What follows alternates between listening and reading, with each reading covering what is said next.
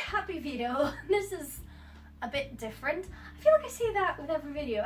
But that's a good thing, right? That like a lot of my videos that I'm doing this month are different. I just thought that I would take off my half on, half off nail polish and do my nails and just have a little chat with you guys. Broad topic is fragile masculinity. It makes me really sad when people treat certain things are women's things and certain things are men's things. I feel like it's really easy to live in a bubble when you are on sort of social media and Twitter and like kind of at our age or maybe in our circle. It's very easy to be comfortable with the topics that it's not just man and woman, that these things are totally socially constructed and that actually everything doesn't really matter, that women don't just like flowers and men don't just like tanks, you know? I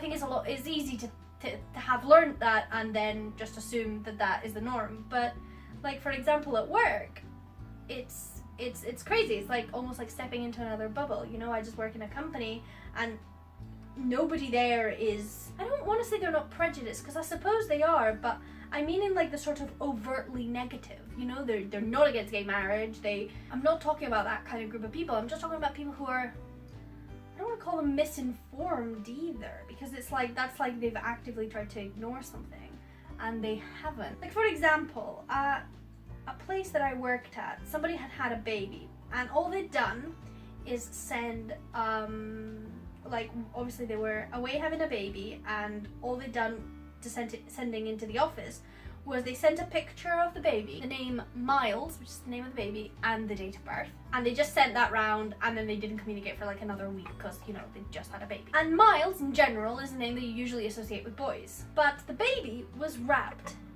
in a blanket that was white, but it had like a pink stripe around the outside. I swear to God, people were having discussions for weeks that was Miles maybe a girl's name?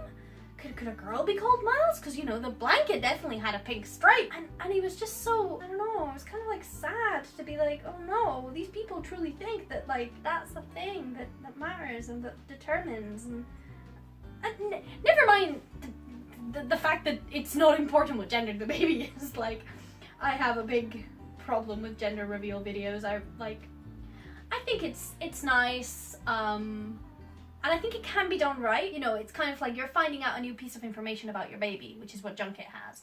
It's a weird, specific piece of information, but I don't see it as a negative thing, like, per se. But I don't like it when they, you know, color code it so heavily, like, if you cut the cake and the inside is blue, it's a boy, and if it's pink, it's a girl. And it's just that I feel that there's things, right, that some men would really enjoy, but they don't try because they're man's things, or that some women would really enjoy but that they don't try because it's man's things, and that's a real shame, you know? It's not all bad. Our generation is quite a lot better with it already, and although it's not everyone, you know, things like seeing that John Lewis stopped calling the clothes for, I think it was like kids under 4, they don't call the clothes girls and boys. They basically started having dresses with dinosaur prints and, you know, like trying to sort of break the barrier a little, and I think that's good, and I think that shows a trend in society that like we don't think that that's the case anymore. Then you still see people at bars like, look at a guy funny for ordering a cocktail, like I don't know, or like prejudge a girl as the kind of girl she is when she orders a beer. Or for example, me and my husband, we've gone for a drink before, and he likes Prosecco and I used to drink quite a lot of beer. So we would order a Prosecco and a beer, and they would put them on the opposite. They'd give me the Prosecco and him the beer, and we always just had to be like, oh. You know, and it's not to make the waiting staff feel bad at all, because it is not their fault. That is a tough-ass job. But it's just, you're kind of like, oh, come on, just ask, or remember who ordered, or whatever, just ask. Like, I really, you know. By the way, I'm using the Rimmel London nail base and top coat, and then the Rimmel London my grey, it's just a grey. I'll do close-ups so you can see what these look like when they're done. I'm aware of the slight irony of me sitting here perpetuating a gender stereotype while talking about gender stereotypes, by the way. But I think that that's part of it. At the end of the day, we enjoy what we enjoy, and it's not being a bad feminist if you like painting your nails, or if you change your name when you get married, or even if you get married at all. There's some schools of feminism that say that getting married is like playing into patriarchal society, like you're acknowledging status quo. And to be honest, I see where they're coming from, but at the end of the day, if you want to live within a society, you've also got to do some of the societal stuff. Oh god, this video is getting way more deeper and politicized than I thought it would. Please don't hate me. Teach me instead. If I'm saying something wrong, or if something I'm saying doesn't make sense, let's just have a nice chat about it in the comments instead of bashing one another, shall we? I wish that painting your nails was a much more gender neutral thing, because I think painted nails look so good. In general, like nail care and like grooming though, like, because it's only really expected that women will look after themselves to that extent. But like, you tell me, you see a guy with like nice hands and like well kept nails and you're like, damn, is that just me? I don't know. To me, it's a turn on. I think the hands probably mostly. But if they have good hands and then shit nails, you're like, get away. Yeah, how's VEDO going? We're nearly halfway there.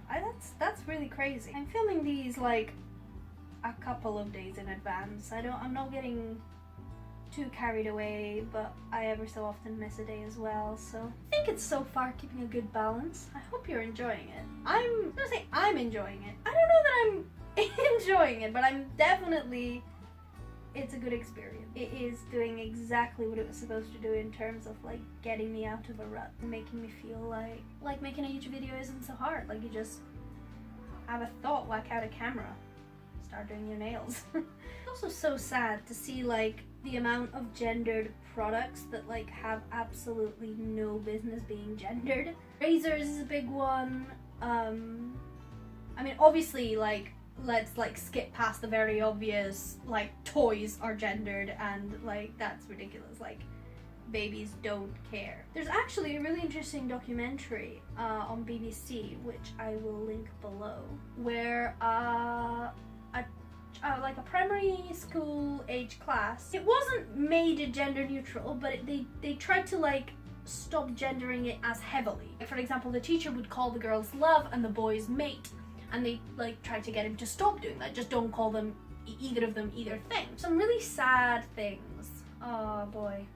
Yeah, there's some really sad, like all the boys would describe themselves with like positive attributes in terms of like their character and their strength and their ability to do things, and girls would like qualify themselves only with physical positive attributes, and they were asked to like associate different traits to different genders, and like confident and bold and adventurous was all boys, and pretty, meek, shy were all girls. And oh, it was just so sad to see that like even at age like I think these are 6 or 7 years old, and oh my goodness, it was so sad to see. I want my children, I want my girls to think they're capable, and I want my boys to be able to be shy if they want to be. I think a lot about it when it comes to like raising kids. On the one hand, you want to give them as wide a view of the world as possible and as much freedom of expression as possible, but on the other, you don't want to tell your daughter that she can't go to ballet, you know, of course not, and I wouldn't. But at the same time, I guess if she turns out to be a really girly girl,